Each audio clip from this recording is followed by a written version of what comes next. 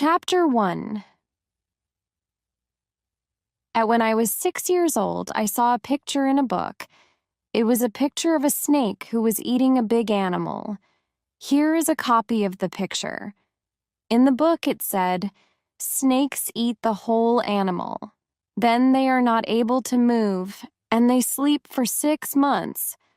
I thought about the life in the jungle, then I made my first picture. This is my picture number 1.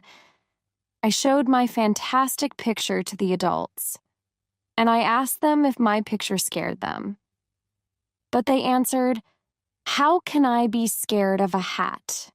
My picture was not a picture of a hat. It was a picture of a big snake who ate an elephant. I then drew the inside of the big snake so that the adults could understand. They always need explanations. This is my picture number 2. The adults advised me to stop drawing snakes, from the inside or the outside. They told me that it was better to study geography, history, maths, and grammar. That's why, at the age of 6, I left a great career as a painter. I did it because my picture number 1 and picture number 2 were not successful when adults saw them. Adults never understand anything alone, and children are not happy when they have to always give them explanations. So I had to choose another profession. I learned to fly planes. I flew all over the world. And it's true that geography was very useful to me. I could see the difference between China and Arizona at first look. It is very useful if you are lost in the night. During my life, I had a lot of contact with many serious people. I lived a lot among the adults. I could see them from a close distance. This experience did not improve my opinion of them much. When I met an adult who looked a little normal, I showed him or her my picture number 1. I always had this picture with me. I wanted to know if this person really understood life. But the person always said it's a hat. Then I never spoke to this person about big snakes or forests or stars. I went to his or her level and we talked about bridges, golf, and politics. And the adult was happy to meet such a reasonable man. So I lived alone. I didn't know anybody who I could really talk to. But one day it all changed. I had an accident in the Sahara Desert. It was 6 years ago. Something was broken in my engine. I didn't have any mechanic or any passenger in the plane with me. To repair the plane alone was a difficult job, but I had to do it. It was a question of life or death for me. I had only enough drinking water for a week. Chapter 2. Sheep. The first night I slept on the sand 1,000 miles from any land with people. I was more isolated than a sailor on a raft in the middle of the ocean. So you can imagine my surprise when a funny little voice woke me up in the morning. It said, "Please draw me a sheep." What? Draw me a sheep. I jumped to my feet as if I was hit by lightning. I looked around, and I saw a very unusual little man who was looking at me very seriously. This is the best picture of him, which I later was able to make. But my picture, of course, is much less fascinating than the original model. It's not my mistake. I was stopped in my career as a painter by the adults at the age of 6. And I never learned to draw anything, except snakes from the outside and snakes from the inside. I looked at this little man with my eyes full of surprise. Don't forget that I was 1,000 miles from any land with people. It was interesting to see that this little man didn't look tired, hungry, thirsty, or scared. He didn't look like a child who was lost in the middle of the desert, 1,000 miles from any land with people.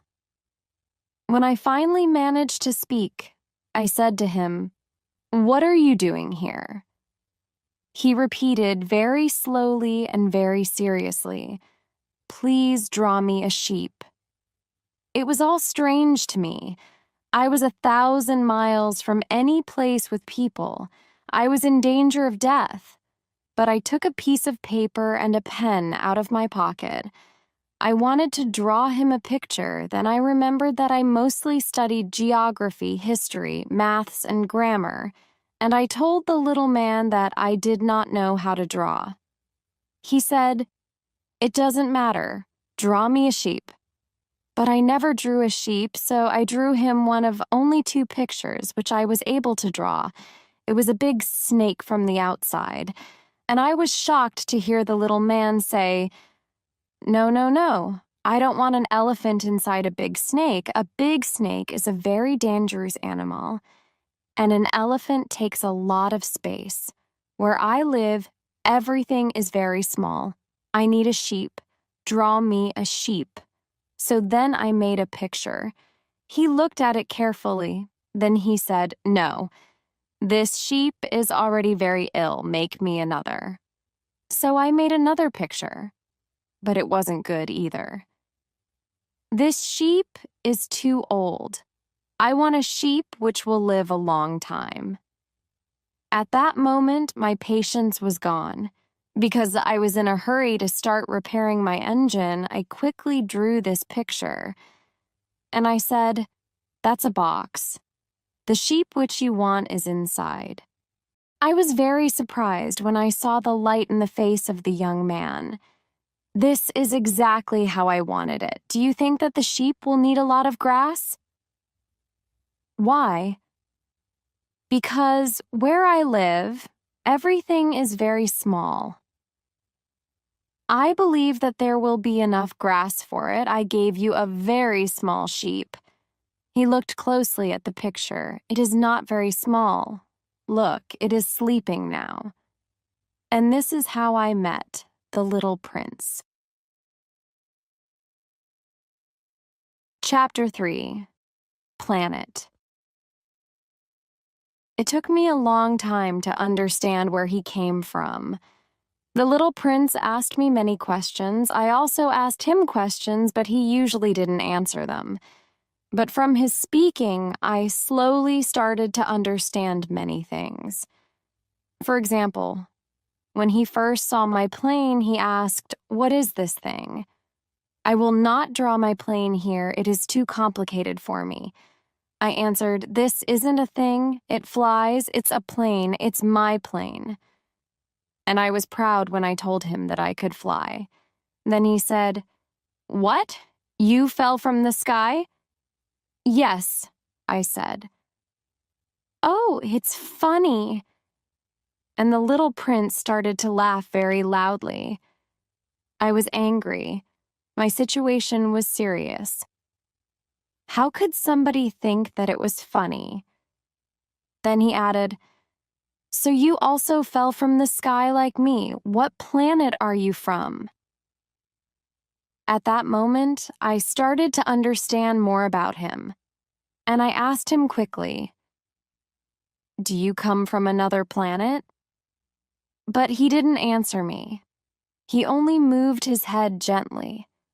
He was still looking at my plane. "Of course, on that thing you couldn't come from very far." And he started to think deeply. He was thinking for a long time. Then he took his sheep out of his pocket. And he started to look at the sheep carefully. You can imagine that I wanted to know more when the little prince spoke about falling from the sky. I asked him, "Where do you come from? Where is your home? Where do you want to take your sheep?" He was quiet for a long time. Then he answered, "The good thing about the box is that at night I can use it as a house for the sheep." "Of course. And if you are good, I'll also give you a rope. Then you can tie the sheep during the day." But the little prince was shocked by this offer. "Tie the sheep. It is a funny idea. But if you don't tie the sheep, it will run away. It will be lost." My friend started to laugh loudly again. "But where do you think the sheep can go?" "Anywhere, straight, left, right." Then the little prince said seriously, "The sheep can go away. It is okay. Where I live, everything is so small." He was a little sad. Then he added, "Where I live, nobody can go very far." So this way I learned a second very important thing.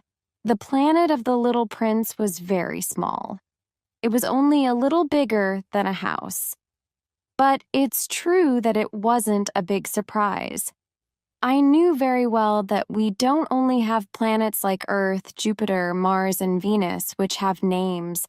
There are also hundreds of other planets, which are sometimes so small that it's difficult to see them through the telescope. When an astronomer discovers one of them, he doesn't give the planet a name, but only a number. He calls it, for example, Asteroid 3251. Chapter 4, Asteroid. I believe that the planet from which the little prince came is asteroid B62. This asteroid was seen only once through the telescope. It was by a Turkish astronomer in 1909.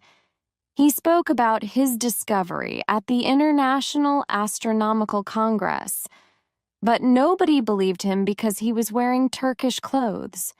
Adults do such things. Fortunately for the reputation of asteroid B612, a Turkish leader made a law that people had to wear clothes like Europeans. The astronomer spoke about his discovery again in 1920. He was wearing very elegant clothes.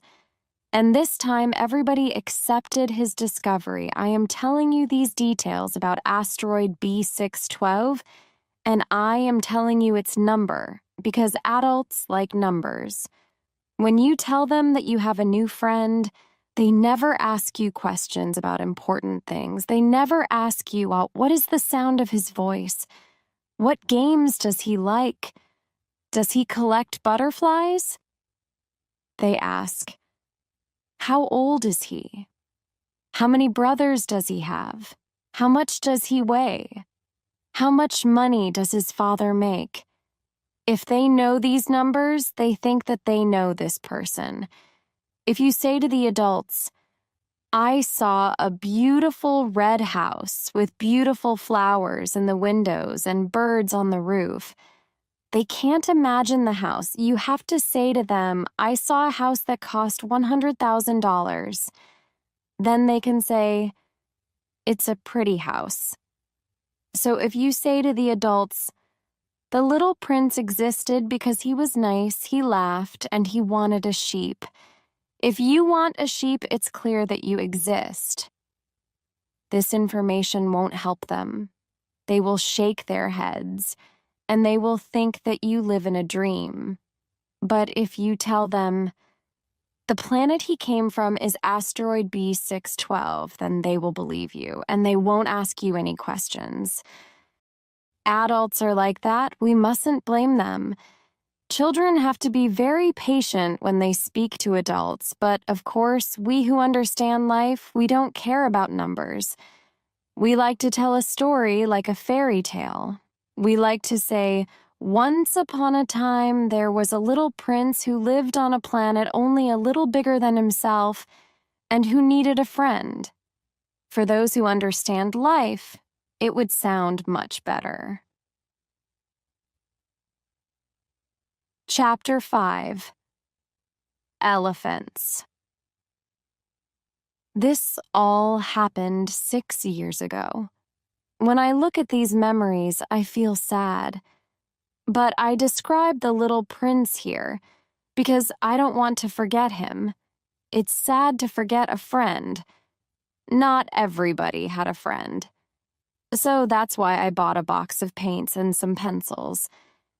It's hard to start drawing at my age after so long time again. I will try, of course, to make my pictures as true to life as possible. But I'm not quite sure what the result will be. One picture is all right, and another doesn't look like what I tried to draw. I make some mistakes on the size, too. Here the little prince is too tall. Here he is too short. I'm not also sure about the color of his clothes, but I will try to do my best. In some other details, I will make mistakes too, but here you have to forgive me. It's not my fault. My friend never explained anything to me. Maybe he thought that I was like him, but I, unfortunately, don't know how to see the sheep through the walls of a box. Maybe it's because I'm a little like the adults. Maybe I'm already old. Every day I learned something about the little prince's planet. I learned about his departure from it, about his journey. The information came very slowly, usually during moments when the little prince was thinking about his past. On the third day, I learned about the problem with the baobabs.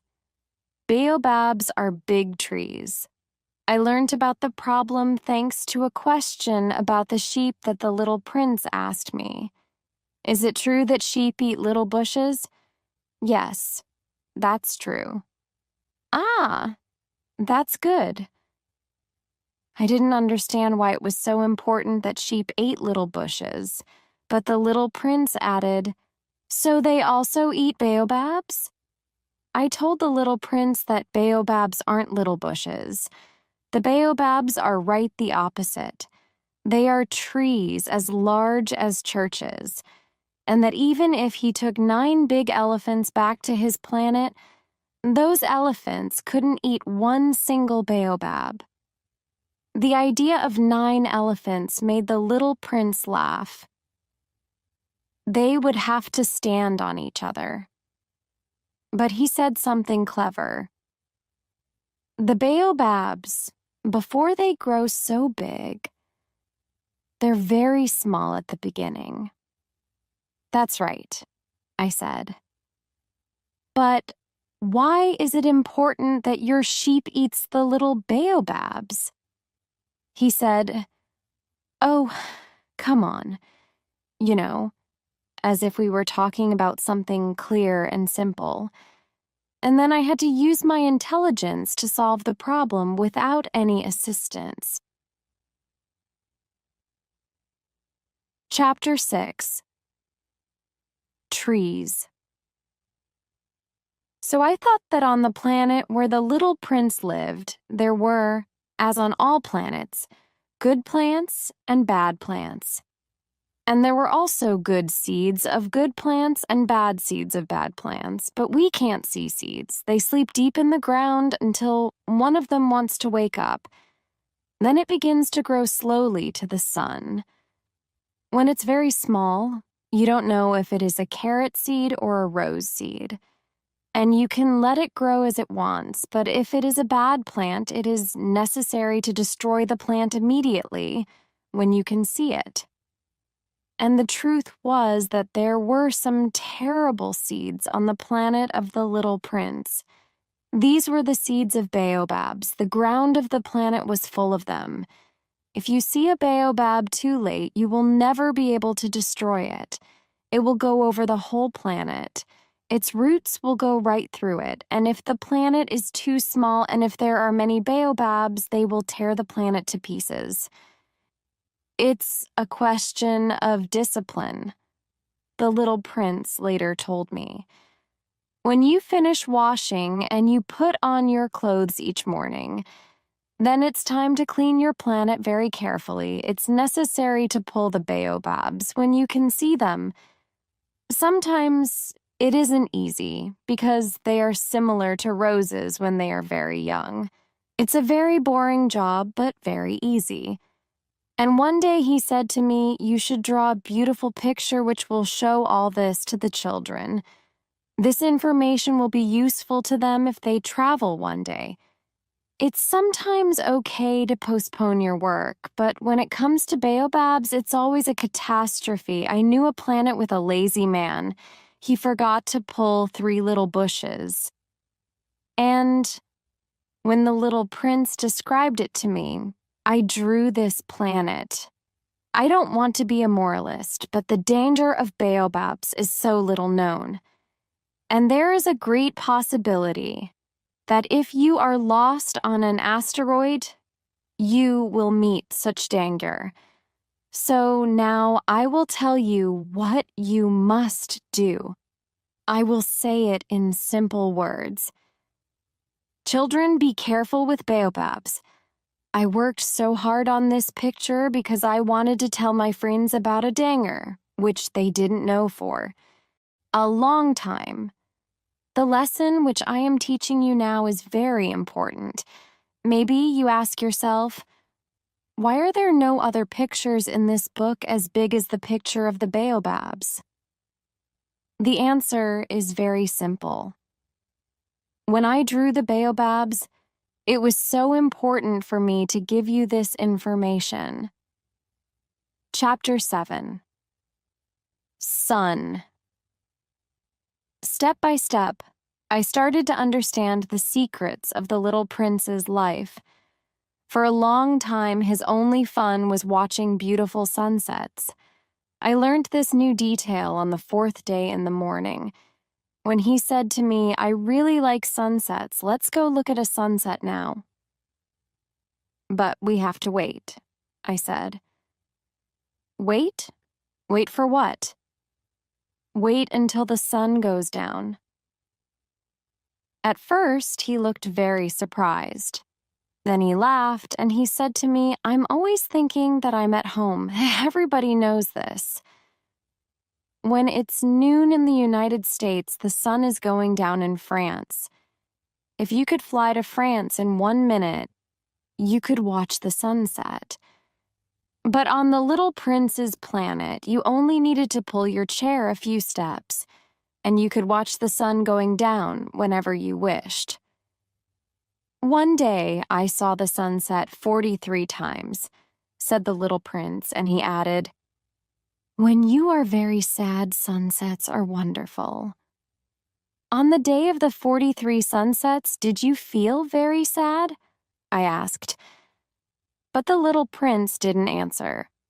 On the 5th day, again thanks to the sheep, another secret of the little prince's life was shown to me. He asked me, "If a sheep eats little bushes, does it eat flowers too?"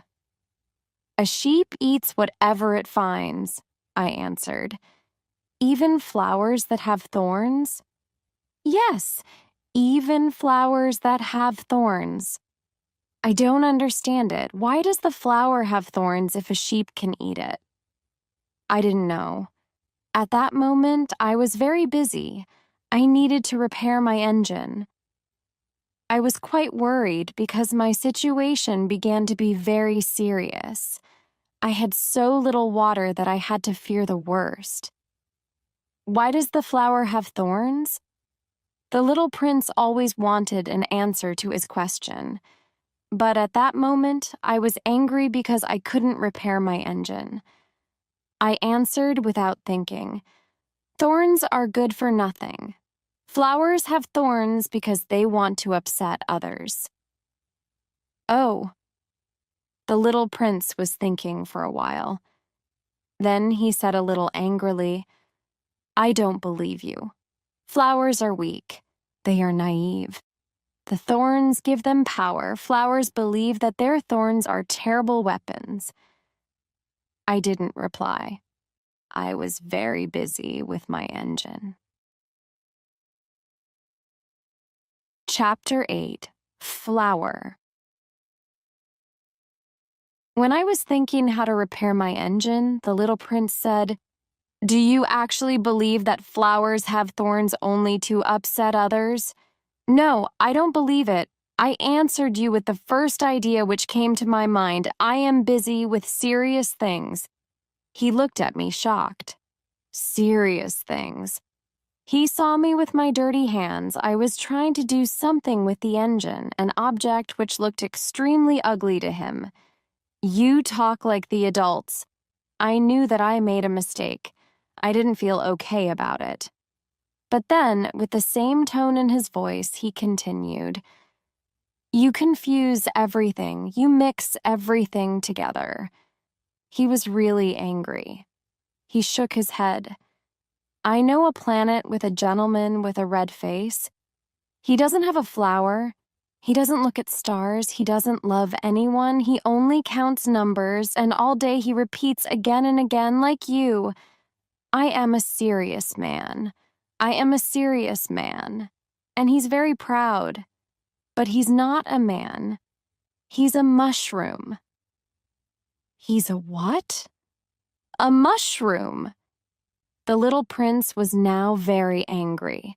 His face was white. Flowers have thorns. Sheep eat flowers.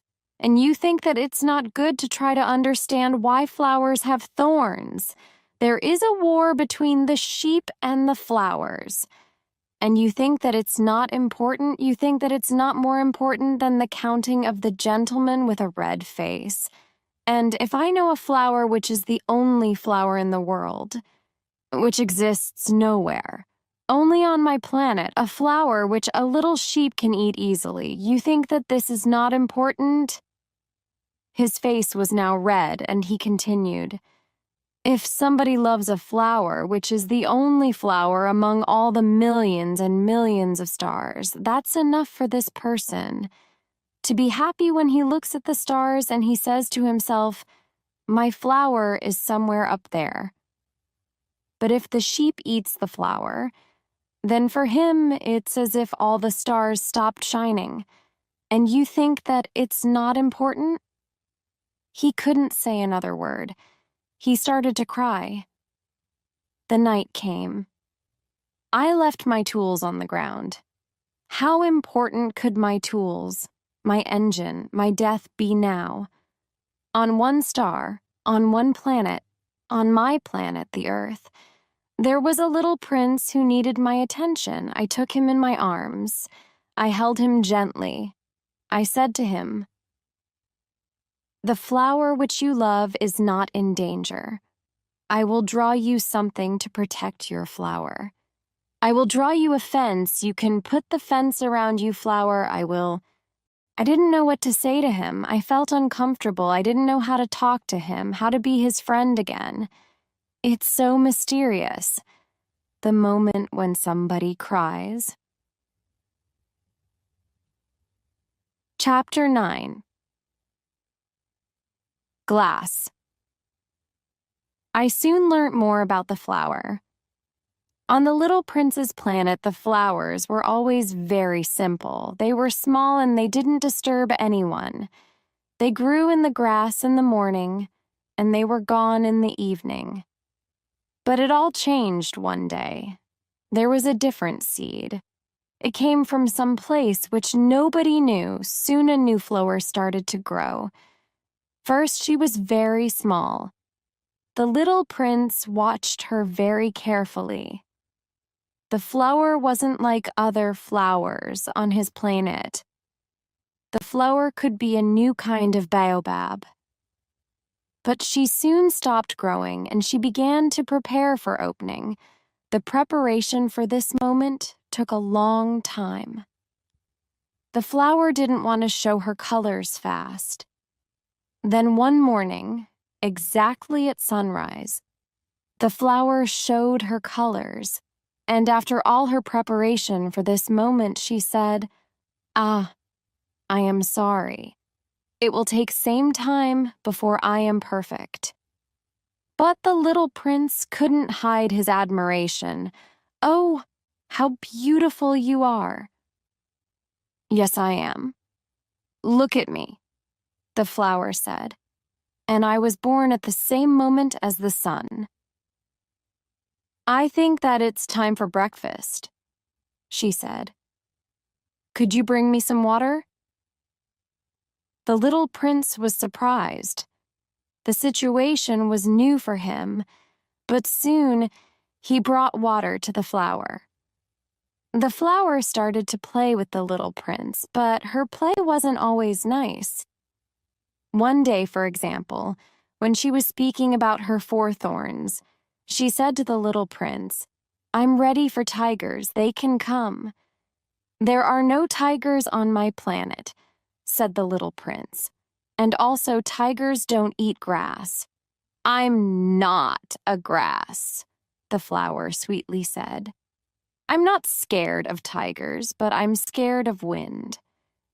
Do you have something to protect me from wind? To be scared of wind isn't good for a plant, said the little prince. And he added to himself, this flower is very complicated. At night, I want to be under glass. It's very cold here where you live. It's quite uncomfortable. I come for a place where...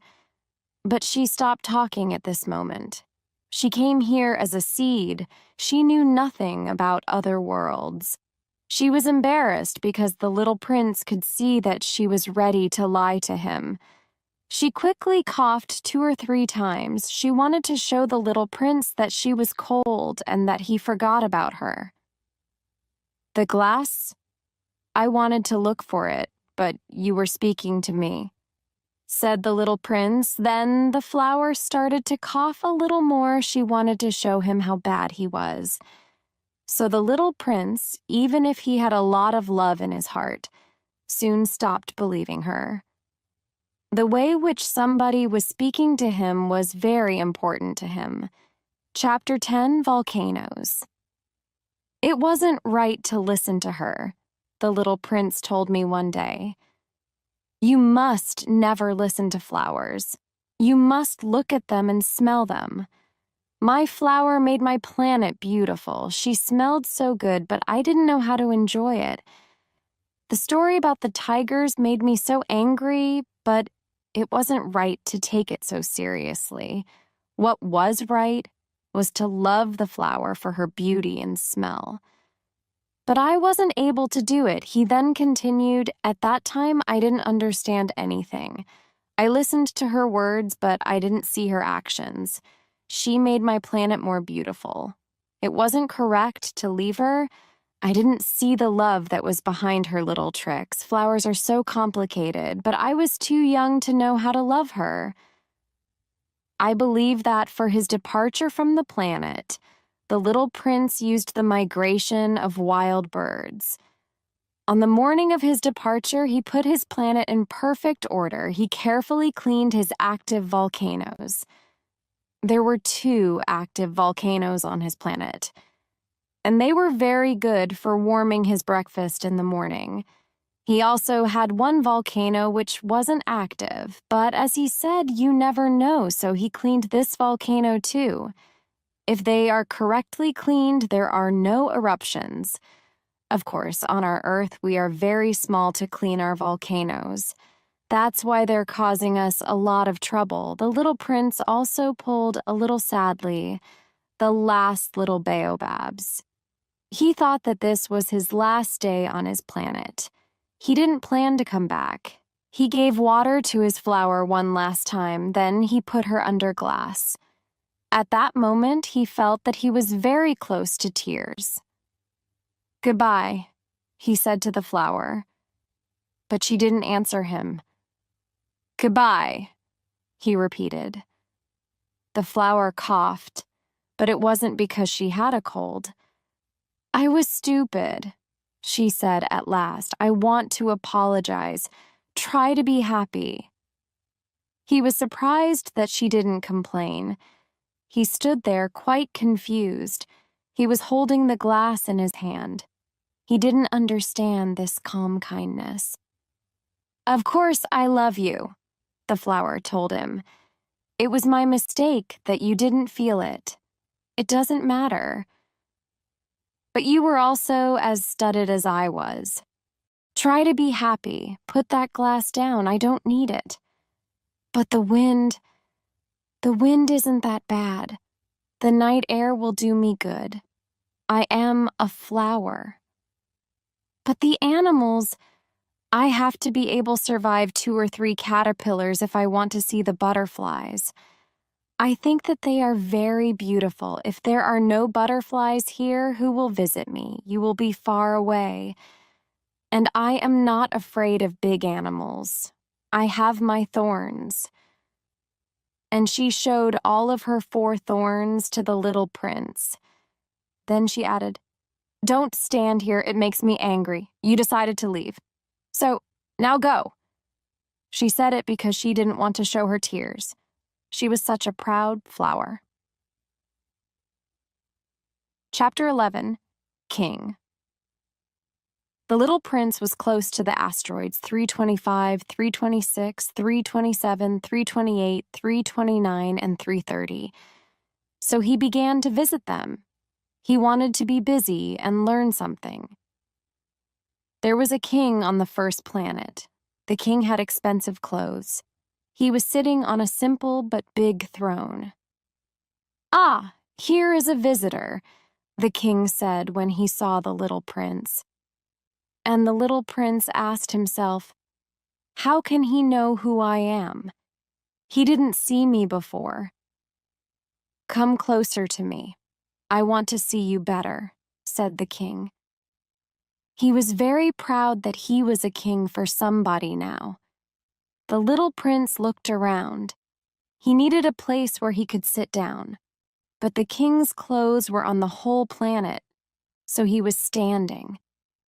And because he was tired, he yawned. "It's against etiquette to yawn in front of a king," the king told him. "You can't do it." "I can't help it," said the little prince.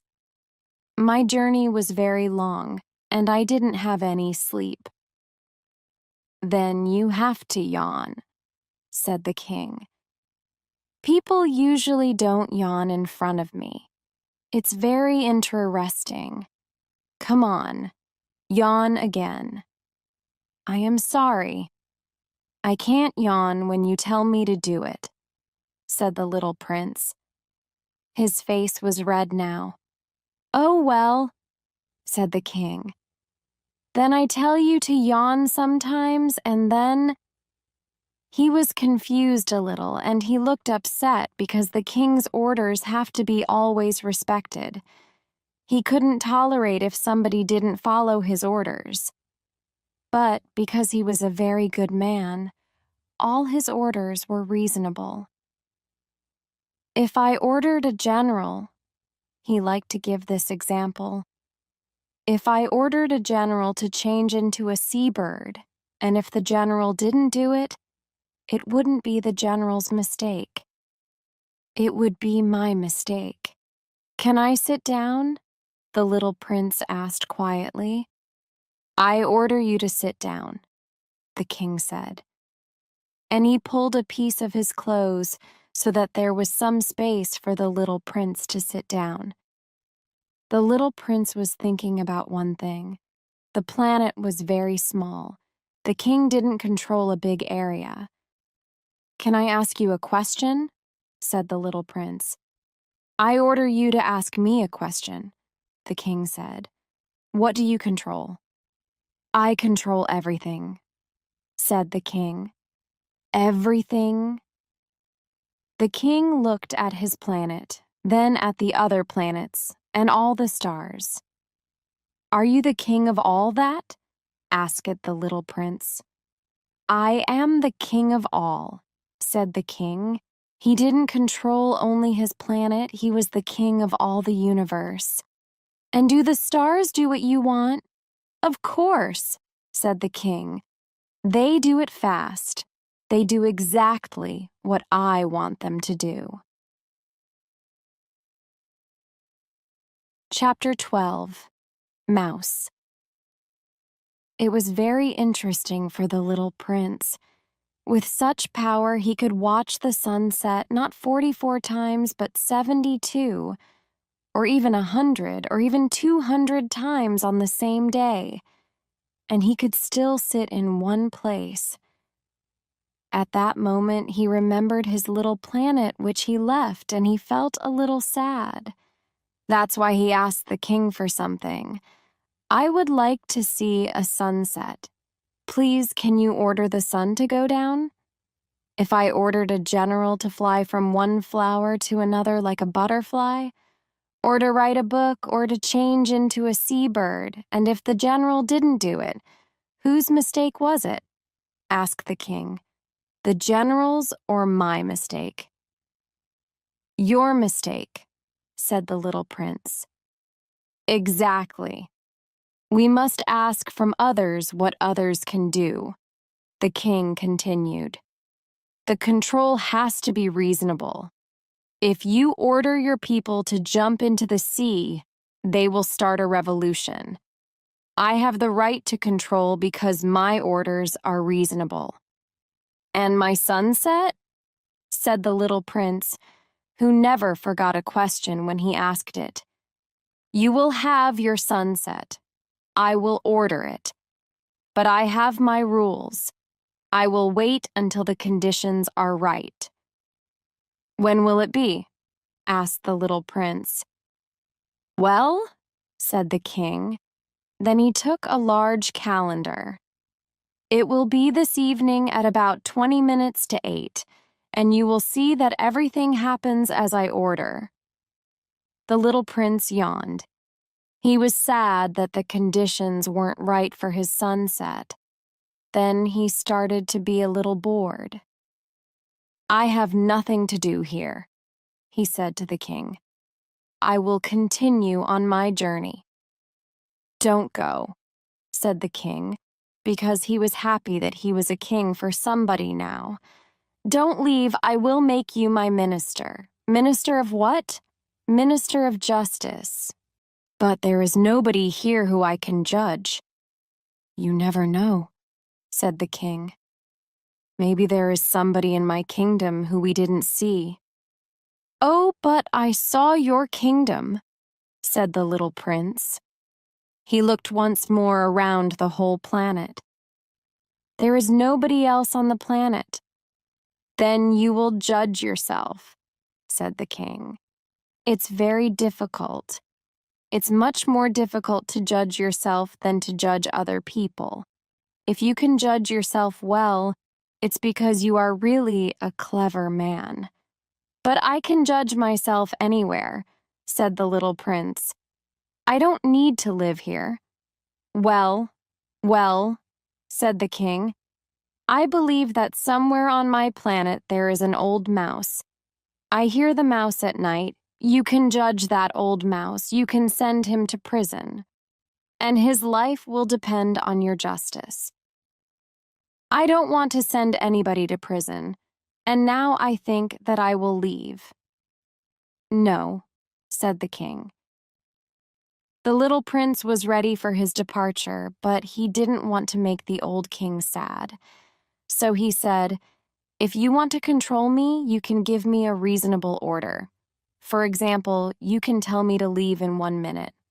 I think that the conditions are right. The king didn't say anything, and the little prince waited for a while. Then he didn't want to wait longer, and he started to leave. I make you my ambassador, the king quickly shouted after the little prince. Adults are very strange, the little prince said to himself when he continued on his journey. Chapter 13. People. When the little prince came to the second planet, he saw another strange man.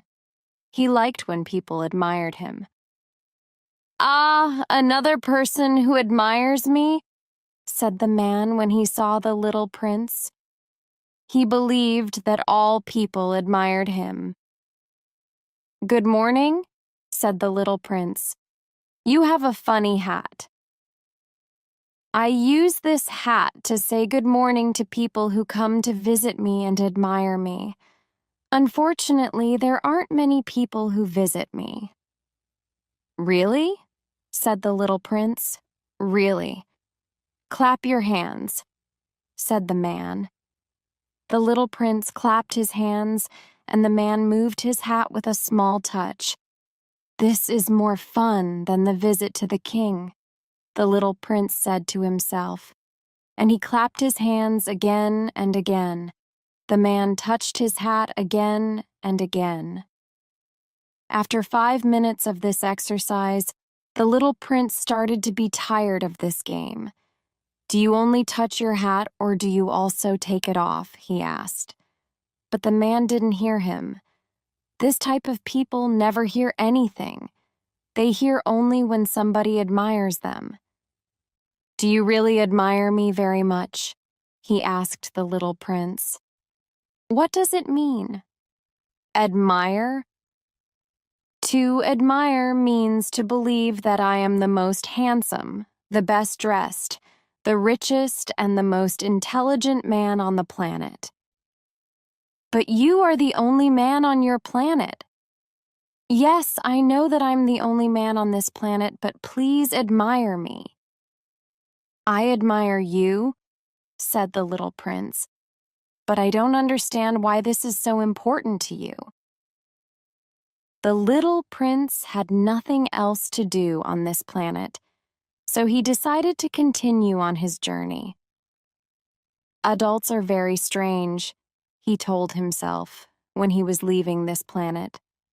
When the little prince visited the next planet, he saw a man who drank a lot. This was a very short visit, but it made the little prince very sad. "What are you doing?" he asked the drunk man, who was sitting quietly before a collection of empty bottles and also a collection of full bottles.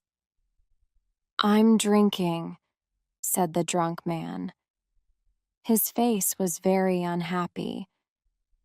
"Why are you drinking?" the little prince asked.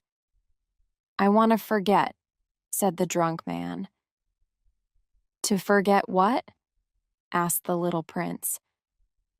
"To forget that I feel horrible," said the drunk man, and he put his head down. "Why do you feel horrible?" asked the little prince. He wanted to help him. "I feel horrible because I drink so much. I know that it's bad to drink so much," said the drunk man. Then he stopped talking, and he didn't say another word. The little prince left the planet. The adults are very, very strange, he told himself when he continued on his journey. Chapter 14. Businessman. The little prince visited the fourth planet. There was a businessman on this planet. He was so busy that he didn't even look at the little prince when the little prince arrived. "Good morning," said the little prince. "Your cigarette is finished. 3 and 2 make 5. 5 and 7 make 12. 12 and 3 make 15. Hello. 15 and 7 make 22. 22 and 6 make 28. I have no time to light it again. 26 and 5 make 31. Wow, it's 501,622,731. 500 million what? Asked the little prince. Eh? Are you still there? 501 million? I don't remember. I have so much work to do. I am a serious man. I don't want to lose my time with unimportant things. 2 and 5 make 7. 500 million what? Repeated the little prince, who never in his life let go a question when he asked it. The businessman looked at him. For the 54 years I was disturbed only 3 times. The first time it was 22 years ago, by a bird which fell on my desk. The bird made a terrible noise, and I made 4 mistakes in my calculation. The second time, 11 years ago, I was disturbed by rheumatism. I don't have enough exercise. I have no time for such unproductive activity. I'm a serious man. The third time is now. Where was I? 501 million. Million what? The businessman understood that if he wanted to have peace, he had to answer this question. Millions of those little things which you sometimes see in the sky. Flies? No, not flies. Bees? Oh no. The little golden things. Lazy people like them because they can dream when they look at them. But I am a serious man. I have no time to dream. Ah, stars? Yes, the stars. And what do you do with 500 million stars? 501 622,731. I am a serious person. I need exact numbers. And what do you do with those stars? What do I do with them? Yes, nothing. I own them. You own the stars? Yes. But I already saw a king who kings don't own. They control. It's very different. And why is it good to own stars? When I own stars, I am rich. And why is it good to be rich? When I'm rich, then I can buy more stars if somebody discovers them. But how can you own the stars? It's simple. Who owns them? Asked the businessman, who was already quite angry. I don't know. Nobody. Then I own them because I was the first person to think of it. That's enough? Of course. When you find a diamond, it's yours. When you discover an island, it's yours. When you have a new idea, you patent it, and it's yours. Now I own the stars because I was the first who thought of it. That's true, said the little prince. And what do you do with them? I look at them, I count them and count them again, said the businessman. It's difficult, but I am a serious man. The little prince wanted to know more. If I own a scarf, I can put it around my neck and take it with me. If I own a flower, I can pick it and take it with me, but you can't pick the stars. No, but I can keep them in the bank. How can you do that? It's easy. I write the number of my stars on a little paper, and then I put the paper to the bank. And that's all? That's enough, said the businessman. It's funny, thought the little prince, but it's not very serious. The little prince had very different ideas about serious things. I own a flower, he continued. I water her every day. I own 3 volcanoes. I clean them every week. I even clean the volcano which isn't active. You never know. It's useful to my volcanoes, and it's useful to my flower that I own them. But you're not useful to the stars. The businessman opened his mouth but couldn't find anything to say, and the little prince left. The adults are very interesting, he said to himself when he continued on his journey. Chapter 15. Lamp. The 5th planet was very interesting. It was the smallest of all. There was only space for a street lamp and a lamplighter. The little prince couldn't understand the reason for a street lamp and a lamplighter. There was enough light because the planet was under many stars, and there were no other people who would need a street lamp. The little prince said to himself, "It's possible that this man is strange, but he's less strange than the king, the businessman, or the drunk man. His work has some meaning. When he turns on his lamp, it's like a new star in the sky, or new flower. When he turns off his lamp, he sends the flower or the star to sleep. It's a beautiful job. And because it's beautiful, it's really useful." When the little prince arrived on the planet, he said to the lamplighter, "Good morning. Why did you just turn off your lamp?" "That's an order," said the lamplighter. "Good morning. What's the order?" "The order is to turn off my street lamp. Good evening." And he turned on his lamp again. "But why did you turn on your lamp again?" "That's the order," said the lamplighter. "I don't understand," said the little prince. "There's nothing to understand," said the lamplighter. "The order is the order. Good morning." And he turned off his lamp. Then he said, "It's a terrible job. It was good in the past.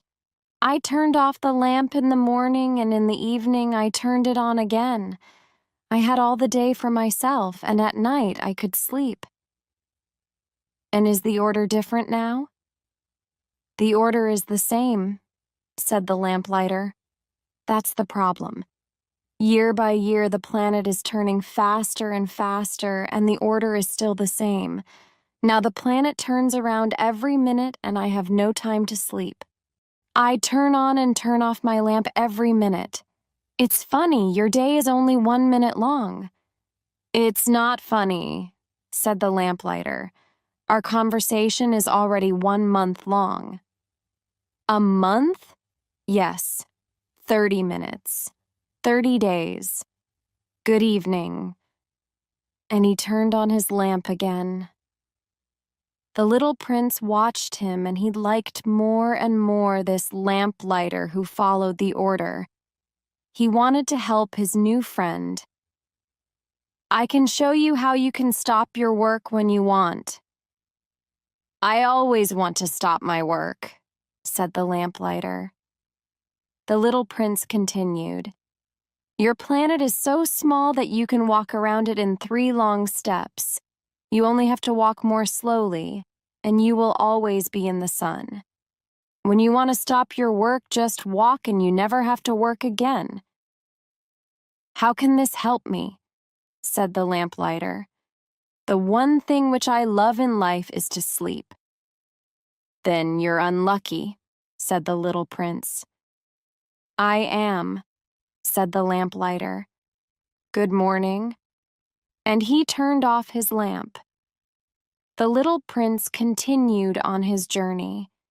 He said to himself, the others, the king, the drunk man, the businessman, would laugh at this man. But he is better than the others. It's because he cares about something else, not only himself. That man is the only one of them who could be my friend. But his planet is really too small. There is no place for 2 people. What the little prince didn't want to say was that he didn't want to leave that planet for one even more important reason. He didn't want to leave because the planet had 1,440 sunsets every 24 hours. Chapter 16. Geographer. The 6th planet was 10 times bigger than the last planet. The little prince saw an old gentleman who wrote big books. Oh, here comes an explorer, he said when he saw the little prince. The little prince sat down on the table, and he was breathing fast. He was tired from traveling so much and so far. Where do you come from? The old gentleman asked him. What's that big book? Said the little prince. What are you doing here? I am a geographer, the old gentleman answered.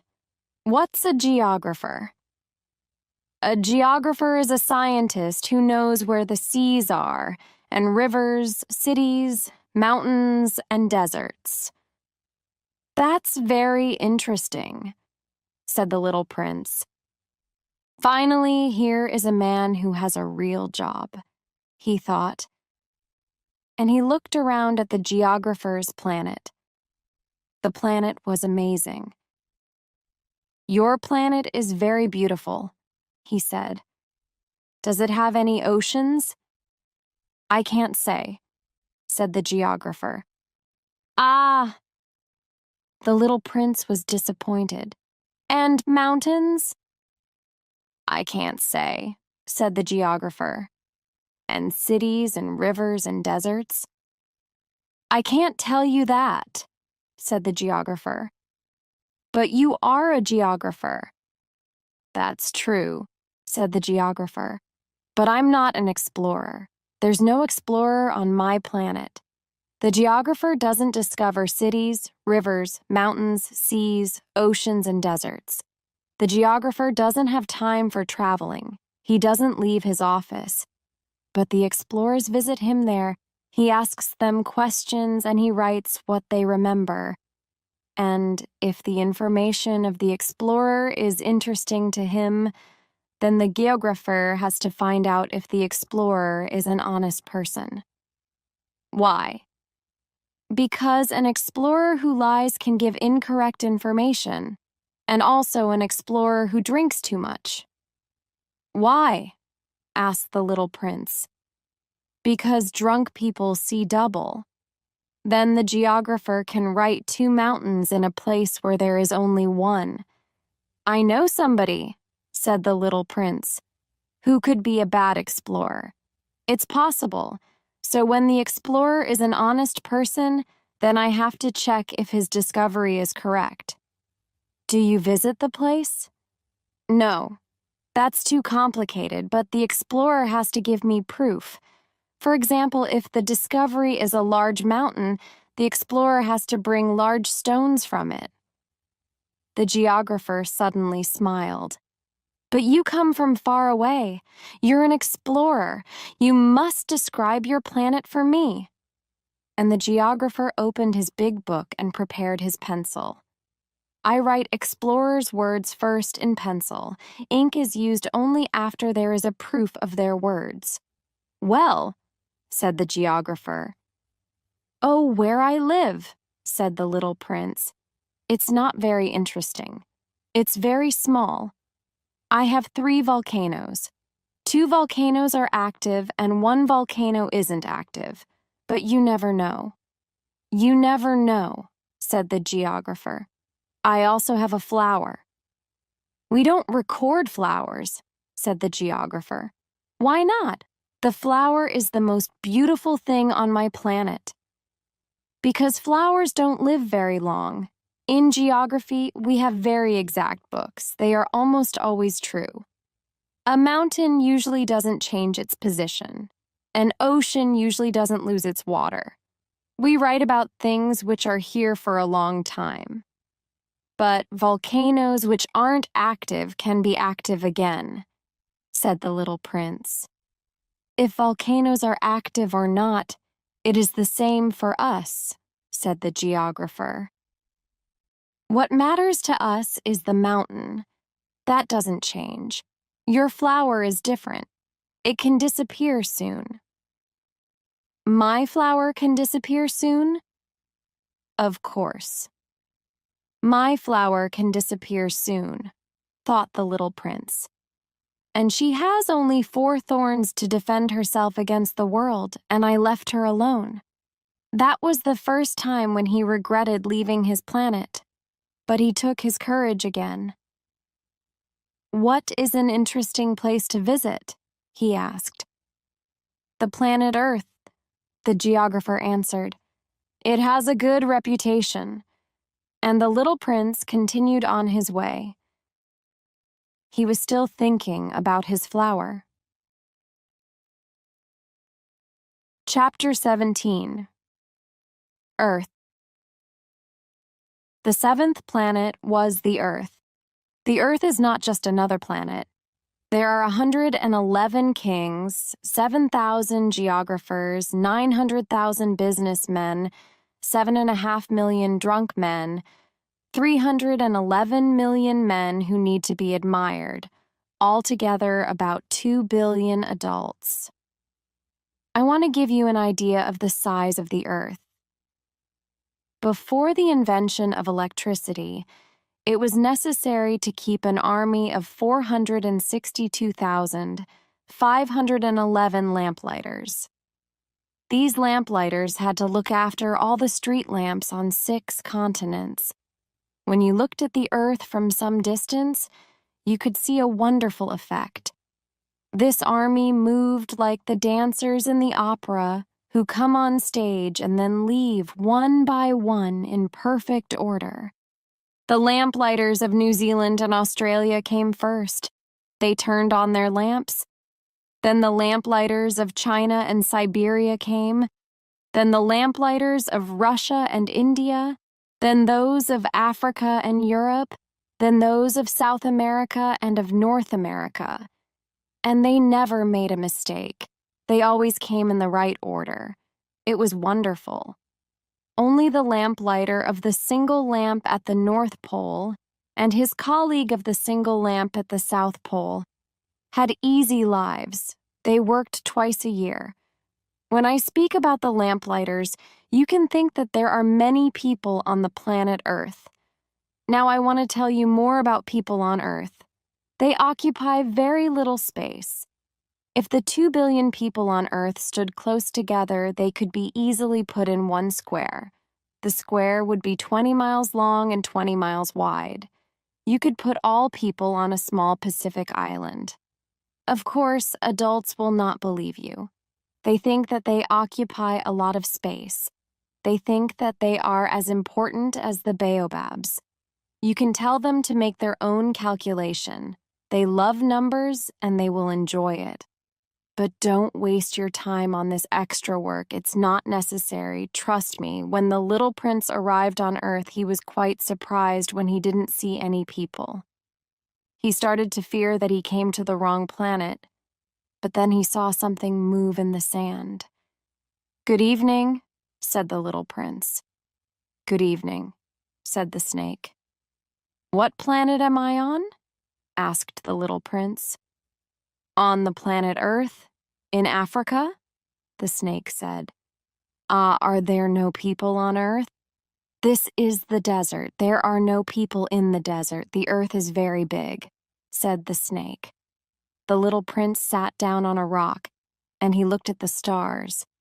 "I want to know," he said, "if each person can find his own star one day. Look at my planet. It's just above us, but how far it is."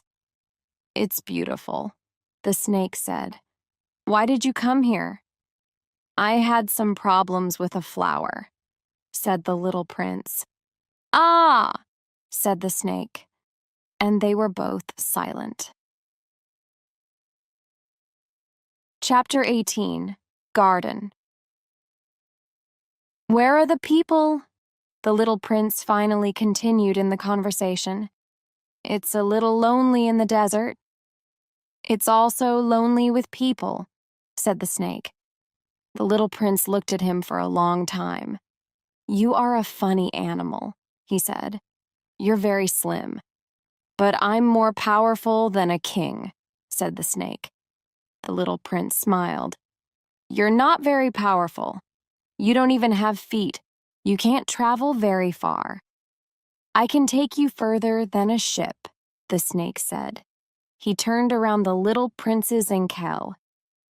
"When I touch somebody, I can send the person back to the land from which he came," the snake continued. "But your soul is so clear, and you come from a star." The snake continued. "You're so weak on this planet. I can help you one day if you want to go back to your planet." "Oh, I understand you very well," said the little prince. "But why do you speak in mysteries?" "I solve all mysteries," said the snake. And they were both silent.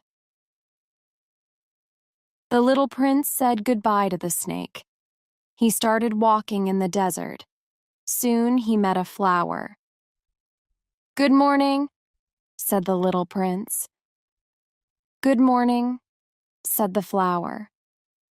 "Where are the people?" the little prince asked politely. The flower saw a caravan a long time ago. "People? I believe that there are 6 or 7 of them.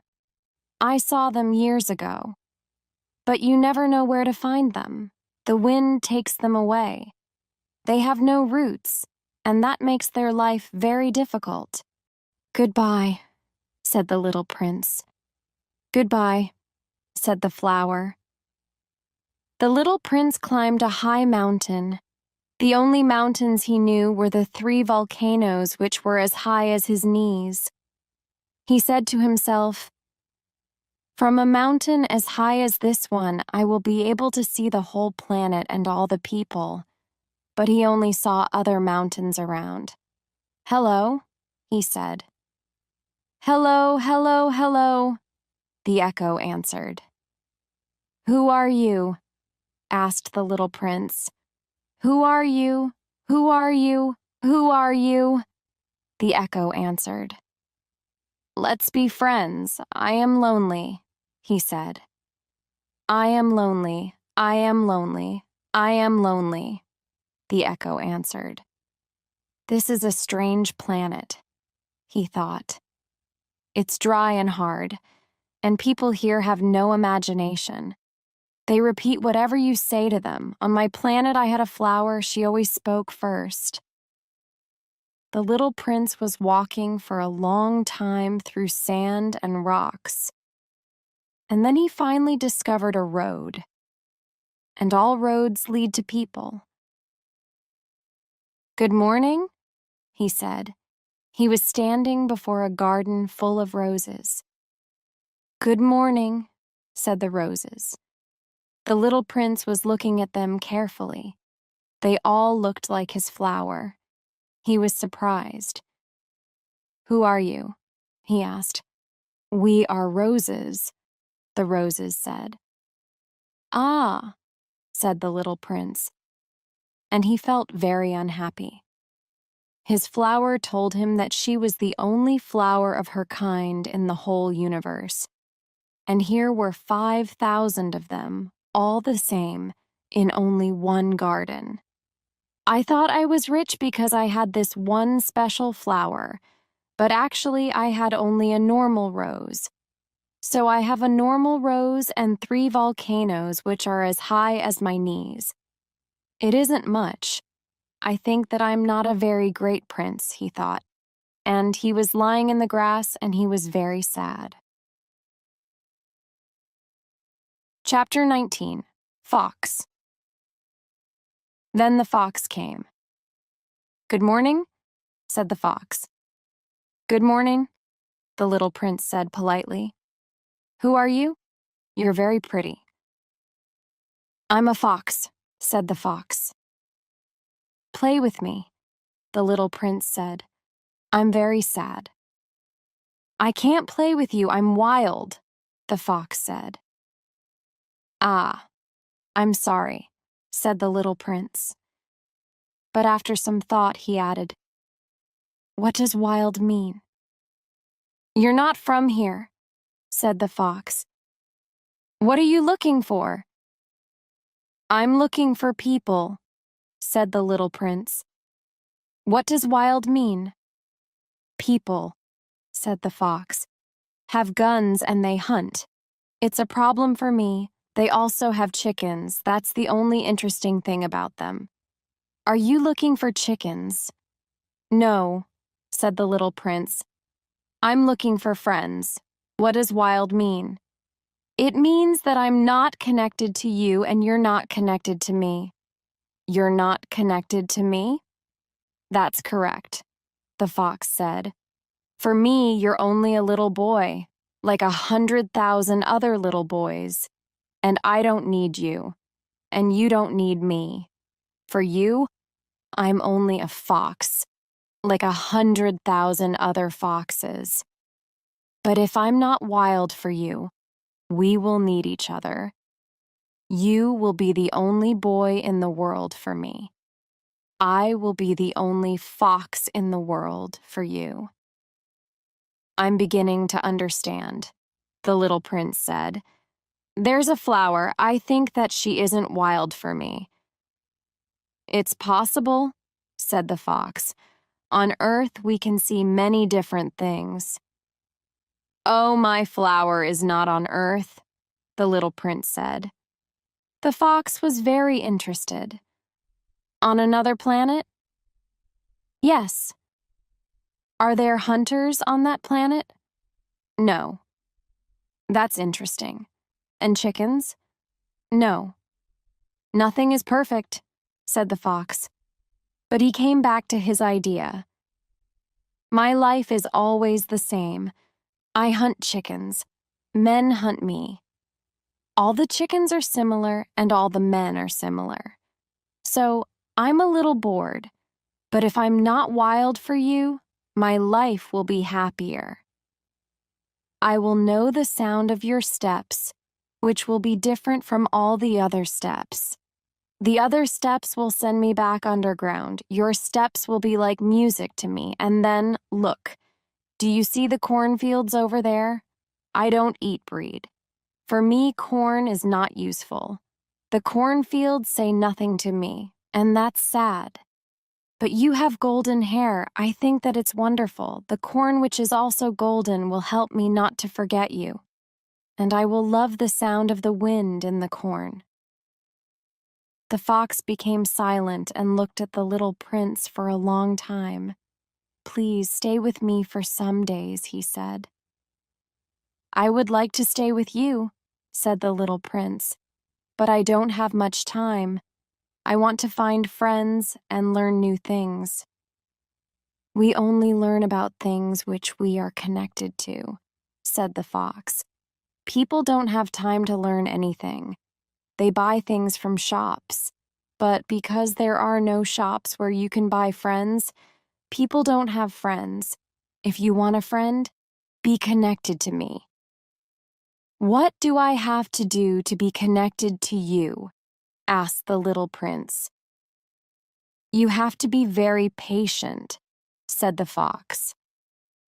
First, you have to help me not to be wild to you. You will sit down at a little distance from me, over there in the grass. I will watch you with one eye and you won't say anything. Words can be a problem sometimes, but every day you will be able to sit a little closer. Chapter 20. Secret. The next day, the little prince returned. It is better if you return at the same hour, said the fox. If you come, for example, at 4 p.m, then at 3 I will begin to be happy. I will feel happier and happier the closer it is to 4. At 4 I will be very excited. I will show you how happy I am. But if you come at any time, I will never know at what time my heart should be ready for you. There have to be some rules. Why? The rules are important. They make one day different from other days, 1 hour from other hours. For example, hunters have their rules too. They dance with the village girls every Thursday. So Thursday is a wonderful day. I can walk into the village easily. If the hunters danced at any time, the days would all be the same for me, and I would have no holiday. So the little prince spent some time with the fox every day, and when the hour of his departure was near, the fox said, "Ah, I'm sad. I will cry." "It's your mistake," said the little prince. "I never wanted to hurt you, but you wanted me to stay with you." "Yes, of course," said the fox. "But you will cry," said the little prince. "Yes, of course," said the fox. "Then you get nothing out of it." "I get something," said the fox. "The color of the corn helps me get something." Then he added, "Go and look again at the roses. You will understand now that your rose is special in all the world. Then come back to say goodbye to me, and I will give you a present. The present will be a secret." The little prince went to look at the roses again. "You're not like my rose. You're nothing to me at the moment," he told them. "Nobody is connected to you, and you're connected to nobody. You're like my fox when I first met him. He was only a fox like 100,000 others, but he's my friend now, and he's special in all the world." Then he continued, "You're lovely, but you are empty. Nobody would die for you. Of course, to somebody who only walked around my rose would look exactly like you. But my rose is more important to me than all the hundreds of other roses because she's the rose who I gave water. She's the rose who I put under glass. For her, I killed the caterpillars, except 2 or 3 which we saved to become butterflies. Because she's the Rose who I listened to when she complained, or when she was proud, or when she said nothing. Because she is my Rose. And he returned to the fox. Goodbye, he said. Goodbye, said the fox. Here is my secret. It's quite simple. You can see clearly only with the heart. What is important, eyes can't see. What is important, eyes can't see, repeated the little prince. He wanted to remember this secret. It's the time which you spent with your Rose which makes your Rose so important. It's the time which I spent with my Rose, said the little prince. People forgot this truth, said the fox. But you mustn't forget it. You are responsible forever for something what you're connected to. You're responsible for your Rose. I'm responsible for my Rose, the little prince repeated. Chapter 21. Trains. Good morning, said the little prince. Good morning, said the man who worked at the railway station. What do you do here? The little prince asked. I change the direction of the trains, said the man.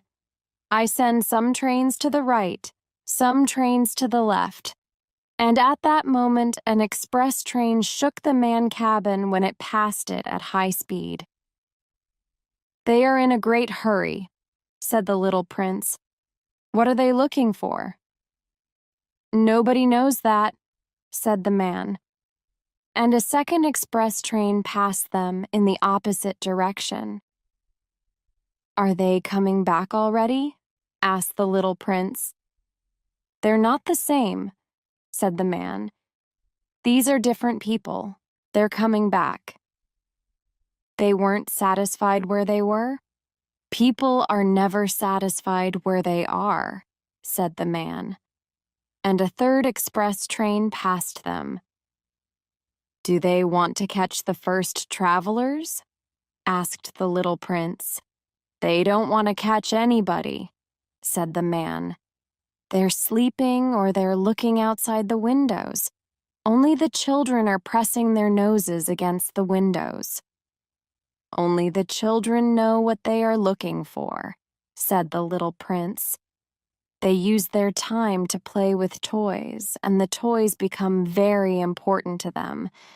And if anybody takes the toys away from them, they cry. They're lucky, the man said. The little prince continued on his journey.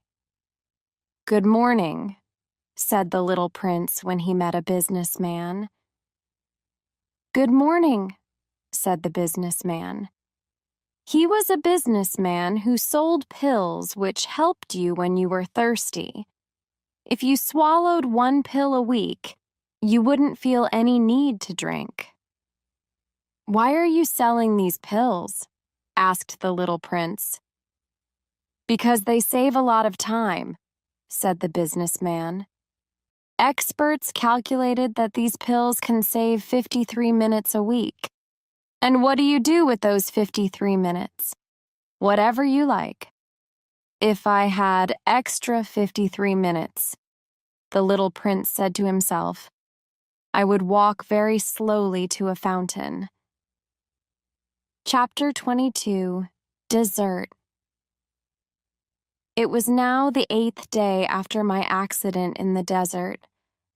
I listened to the story about the businessman when I was drinking the last drop of my water.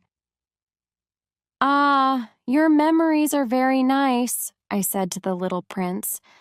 But my plane is still broken. I have nothing to drink. I would also be happy if I could walk very slowly to a fountain.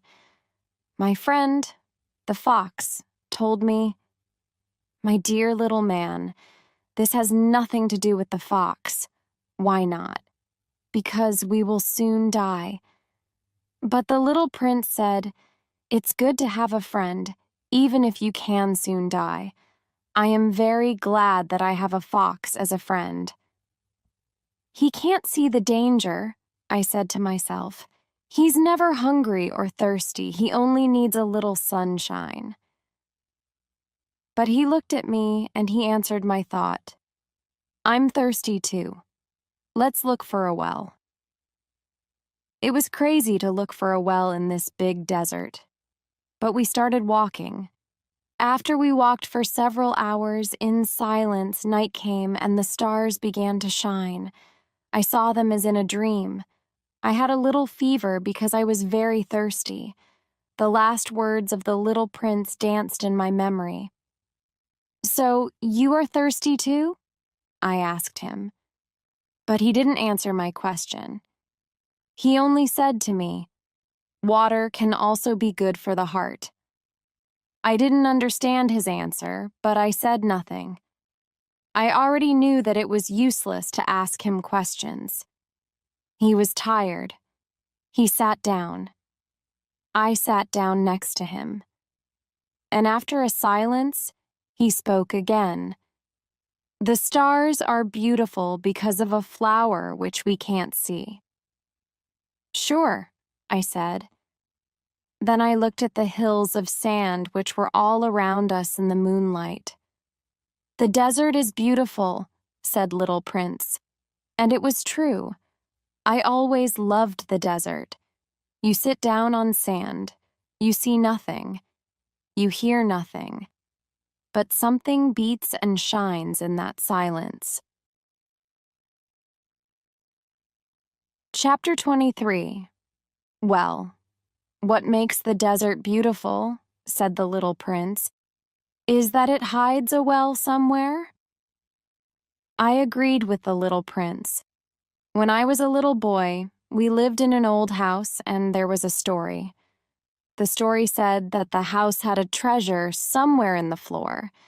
Of course, nobody was able to find the treasure. Maybe nobody was really looking for it. But that treasure made the house special. My home was hiding a secret. Yes, I said to the little prince. It can be a house or the stars or the desert. What makes them beautiful is invisible. I'm glad, he said, that you agree with my fox. When the little prince fell asleep, I took him in my arms and I started walking again. I was full of emotions. It looked to me that I was carrying a great treasure. In the light of the moon, I looked at his white face, his closed eyes, his golden hair which moved in the wind. And I said to myself, what I see here is only a shell. What is most important, we can't see. And when his mouth opened a little with a smile, I said to myself again, what is so amazing about this sleeping little prince is his loyalty to a flower. I could see a picture of a rose which shines from his heart even when he sleeps. I felt that I had to protect this light. The wind could take it away. We continued walking like that, and in the morning we found the well. The little prince woke up and he said, people get on their express trains, but they don't know what they are looking for. Then they are excited and they start to run around in circles. It's not necessary. The well wasn't like the wells of the Sahara. The wells of the Sahara are only holes in the sand. This one looked more like a village well, but there was no village here, and I thought that I was in a dream. It's strange, I said to the little prince. Everything is ready, the bucket, the rope. He laughed, he took the rope, and he let the bucket go down the well. As the bucket went down, we heard some interesting sound. Can you hear it? Said the little prince. We woke up the well, and the well is singing. Chapter 24. Water. When the bucket was full of water, I said, leave it to me. It's too heavy for you. Slowly, I pulled the bucket up. I left it on top of the well. I was tired but happy. The song of the well was still in my ears. When I looked at the bucket, I could see the sunshine in the water. "I'm thirsty for that water," said the little prince. "Let me drink some." And I understood what he was looking for. I helped him hold the bucket. He drank with his eyes closed. It was as nice as some special celebration. That water wasn't only a drink. It was born from our walk under the stars, from the song of the well, from the work of my arms. It was good for the heart, like a present. When I was a little boy, the light of the Christmas tree, the Christmas music, the smiles of the people, all these things made the Christmas presents special. "Where you live," said the little prince, "the people have 5,000 roses in one garden, but they don't find what they are looking for." "They don't find it," I said. "But what they are looking for can be found in one rose or in a little water." "Yes, that's true," I said. And the little prince added, "But the eyes are blind. You have to look with the heart." I finished drinking water. I could breathe well now. The sand at sunrise is the color of honey, and that color was making me happy too. So I didn't understand why I felt so sad. "Don't forget about your promise," said the little prince when he sat down next to me. "What promise?" "You know, a fence which can protect my flower from my sheep. I am responsible for this flower." I took my pictures out of my pocket. The little prince looked at them and he laughed when he saw the baobabs. "Your baobabs look like cabbages." "Oh, I was so proud of my baobabs. Your fox, his ears, they look like horns, and they are too long." And he laughed again. "You aren't fair, little prince," I said. "I didn't know how to draw anything. Only snakes from the outside and snakes from the inside." "Oh, it's all right," he said. "Children will understand." So then I drew a fence, and I gave it to him with a heavy heart. "You have plans which I don't know. Maybe something is ending here." But he didn't answer me. He said to me instead, "You must work now. You must go back to your plane. I will wait here. Come back tomorrow night." But I wasn't sure about it. Again, I felt sad in my heart. I remembered the fox. When we are friends with somebody, we risk tears when we say goodbye. Chapter 25. Wall next to the well. There was an old wall. When I came back from my work the next evening, I saw the little prince from some distance. He was sitting on top of the wall. He was talking to somebody. He said, "This is not the right place." Another voice probably said something to him because the little prince said to it, "Yes, yes, this is the right day, but it's not the right place." I continued my walk to the wall. I still couldn't see or hear anybody. However, the little prince said again, "Sure. You will see where my steps begin in the sand. You only have to follow me to that place. I will be there tonight. I will wait for you." I was 20 meters from the wall and I still couldn't see anything. The little prince spoke again after a pause. "Do you have good poison? Are you sure that I will not feel pain for a long time?" I stopped. My heart was beating strongly, but I still didn't understand. "Now go away," said the little prince. "I want to go down from the wall." Then I looked down at the bottom of the wall, and I was shocked. There was a yellow snake there. one of those snakes which can kill you in 30 seconds. I wanted to take my revolver out, but when I was trying to reach it, I also made a step back. The snake heard it. He started to move and he quickly disappeared in the rocks. I still heard him, but he was no longer visible. I came to the wall and I caught the little prince in my arms. His face was as white as snow. "What are you doing here?" I wanted to know. "Why are you talking with the snake?" He looked at me. His eyes were sad. He put his arms around my neck. I felt his heart beating like the heart of a dying bird which was shot with a gun. He said to me, "I'm glad that you repaired your plane. Now, you can go home." "How do you know that?" "I came because I wanted to tell him that my work was successful." He didn't answer my question, but he said, "I will go back home today too. It's much further. It's much more difficult. I need somebody's help for my journey." Chapter 26.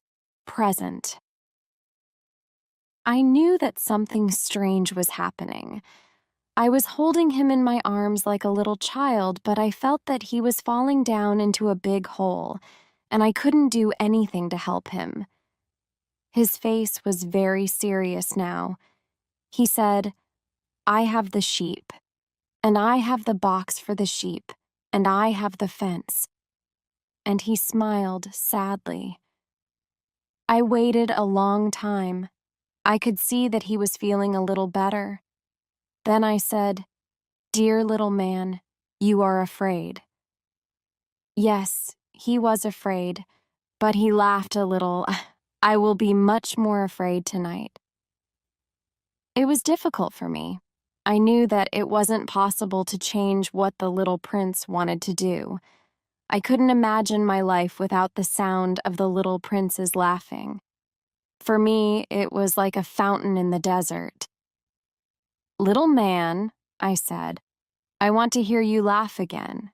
But he said to me, "Tonight it will be a year. My star will be exactly above the place where I fell last year."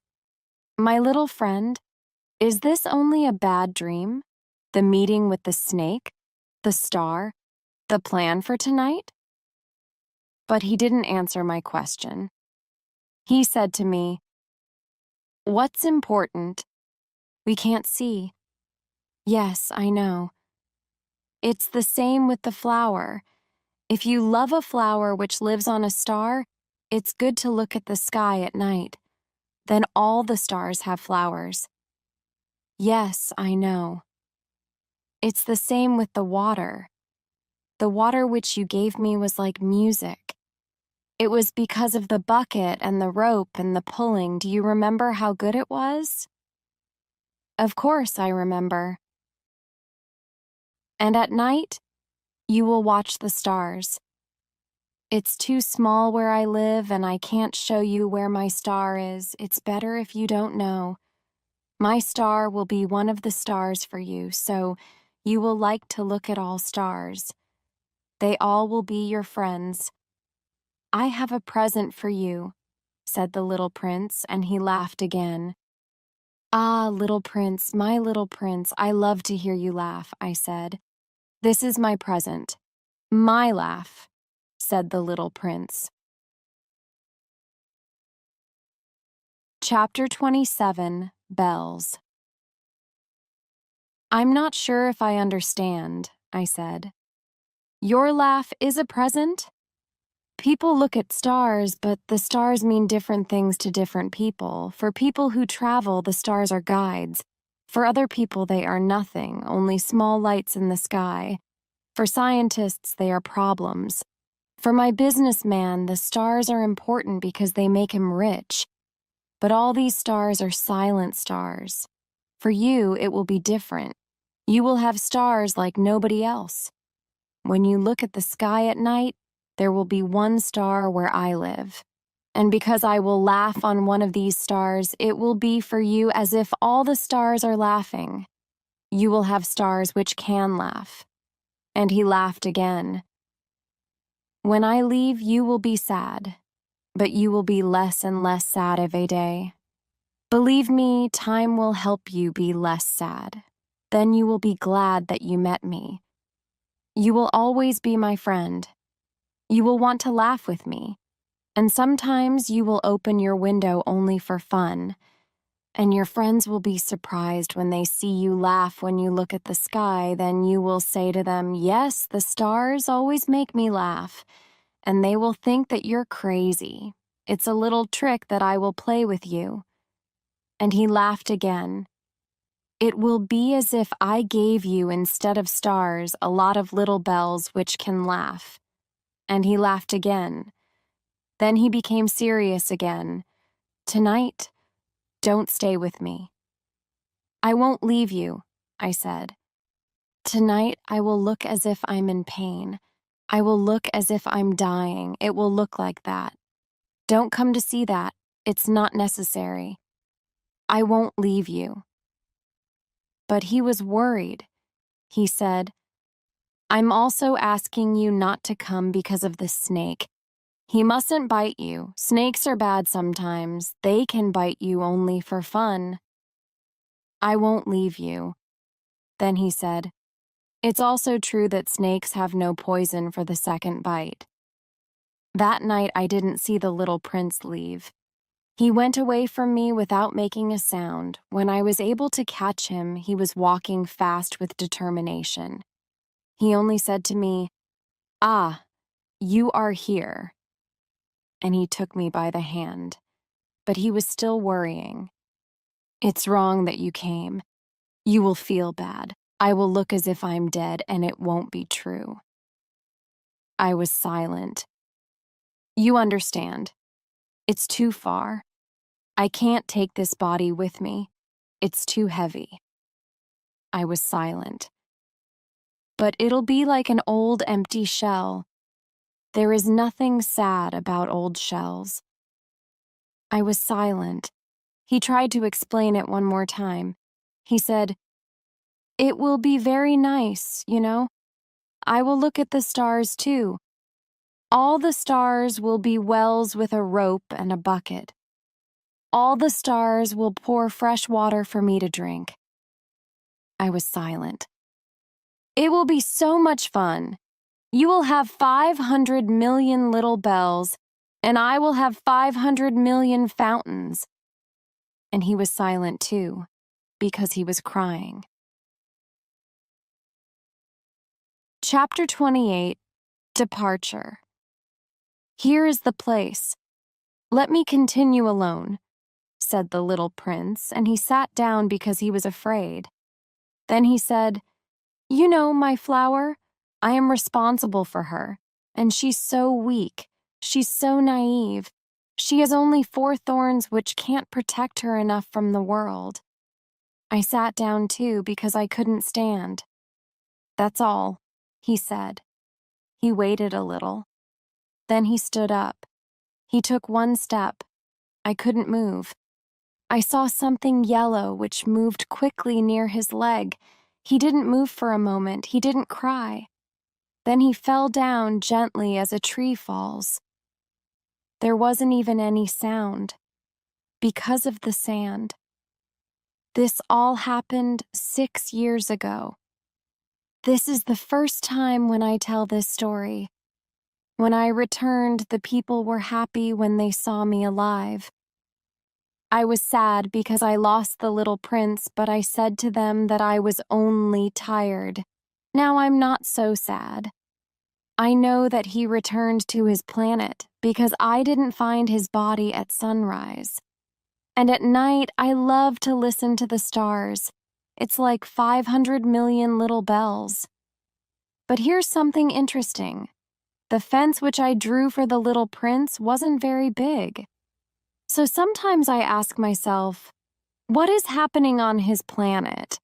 Maybe the sheep jumped over the fence and ate the flower. But sometimes I think, of course not. The little prince puts his flower under glass every night and he watches his sheep well. Then I am happy. And all the stars laugh gently. Sometimes I say to myself, everybody can forget sometimes. Everybody can forget to put the glass over the flower on some evening. And the sheep can come to the flower in the night, and then the bells change to tears. It's all a great mystery. For you who also love the little prince, and for me, nothing in the universe can be the same if somewhere, we don't know where, a sheep ate or didn't eat a rose. Look up at the sky. Ask yourself, did the sheep eat the flower or not? And you will see how everything changes. And no adult will ever understand that this is so important. For me, this is the most beautiful and saddest land in the world. I want to make another picture of it. It's the same as the picture before, but I drew the land once more. I want to remember it better. It's here where the little prince appeared on earth and disappeared. Look at this picture carefully, because you can come to this place one day if you travel in Africa in the desert. And if you really come to this place, I am asking you, please don't hurry. Wait a little when you're under the star. Then, if a little man appears who laughs, who has golden hair, and who doesn't answer your questions, you will know who he is. If this happens, please be so kind, don't let me be sad. Write to me quickly that he is back.